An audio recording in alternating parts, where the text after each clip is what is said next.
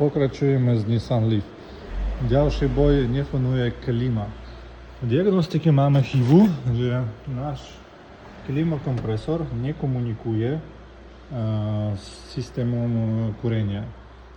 Začali to kontrolovať, fakticky tam máme jeden konektor, ktorý má 12 V kostru a LIN komunikáciu. Tam všetko máme. Takže čo zostáva?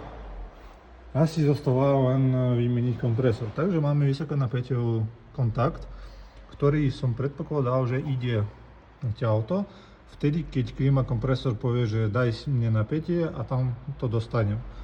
Začal to kontrolovať, fakticky chyba trošku je v inom. Že keď baterka sa zapne, musí tam napätie byť stále.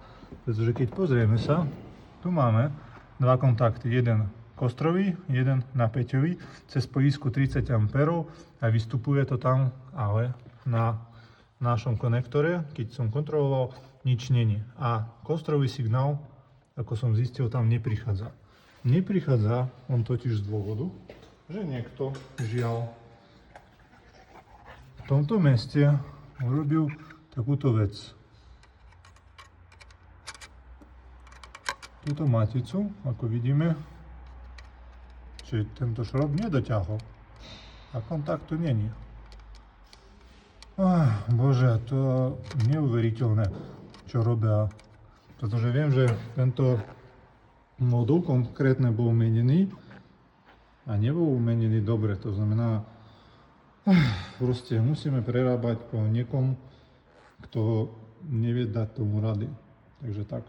Takže už po oprave máme studené, úplne, že neviem ani chytiť rukou, toto máme horúce, klímakompresor funguje, fúka to studeným vzduchom, takže takéto nové auta a takéto profesionáli s tým robia.